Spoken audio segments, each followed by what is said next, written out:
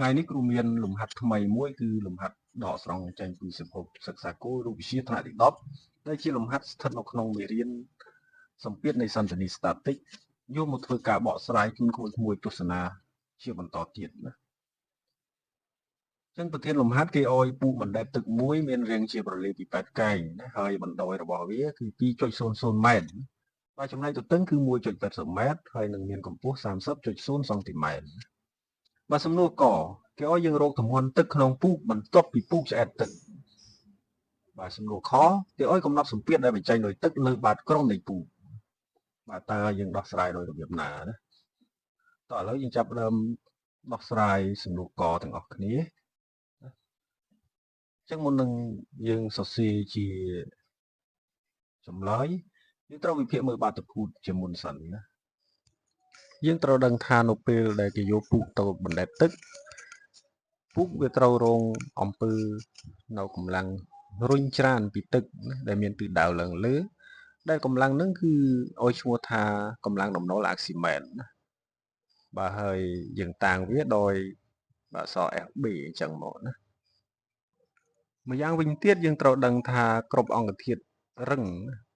នៅពេលដែលគេយកទៅដាក់នៅក្នុងអង្គធាតុរាវអង្គធាតុរឹងហ្នឹងគឺតែងតែញែកអង្គធាតុរាវបាទហើយនៅក្នុងលំហាត់យើងនេះដែរដោយសារពូកធ្វើពីកណាត់ឬក៏ប៉ុង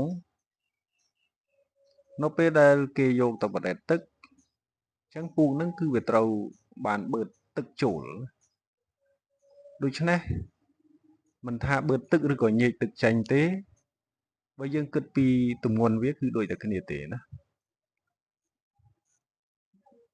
តាមគោលការណ៍អាក់ស៊ីម៉ែត្រទម្ងន់ទឹកដែលបានញែកដោយអង្គធាតុឬក៏បឺតដោយពូកគឺមានតម្លៃស្មើនឹងកម្លាំងដំណុលអាក់ស៊ីម៉ែត្រ FB ណា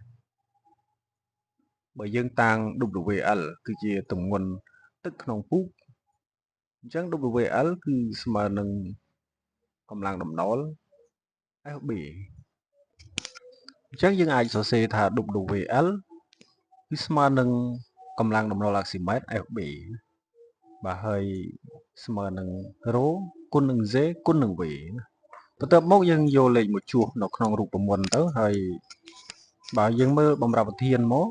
បាទម៉ាស់មៀតគឺគេប្រាប់ 1000 គីឡូក្រាមក្នុង1ម៉ែត្រគីបណាបាទអញ្ចឹងយើងស្មើនឹង 1000 មកគុណជាមួយនឹងបាទ G គឺ 9.80 បាទចំណែក V គឺជាមាត្រទឹកដែលត្រូវបាន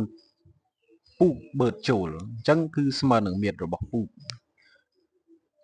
បាទហើយពូកគេប្រាប់បណ្ដោយ 2.00 ម៉ែត្រអញ្ចឹងយើងជួសមកបាទហើយទទឹងគឺ 1.80 ម៉ែត្រអញ្ចឹងយក 1.80 ម៉ែត្រមកជួសដែរបាទគុណជាមួយនឹងកម្ពស់របស់ពូកគឺ 30.0 សង់ទីម៉ែត្រអញ្ចឹងយើងត្រូវបំលែងវាទៅជាម៉ែត្រគឺគុណ10ស្គុណដក2គុណលេខបញ្ចូលទាំងអស់មកគឺយើងស្មើនឹង 1.06 គុណនឹង10សេគុណ4ញូតុនបាទនេះគឺជាទម្ងន់របស់ទឹកក្នុងពូកទៅមកយើងបកស្រាយចម្លើយខគេឲ្យយើងគណនាសម្ពាធទឹកដែលបញ្ចេញទៅលើបាតក្រមនៃពូកអញ្ចឹងយើងអនុវត្តរូបមន្តសម្ពាធអាស្រ័យនឹងជម្រៅ P គឺស្មើនឹង ρ G H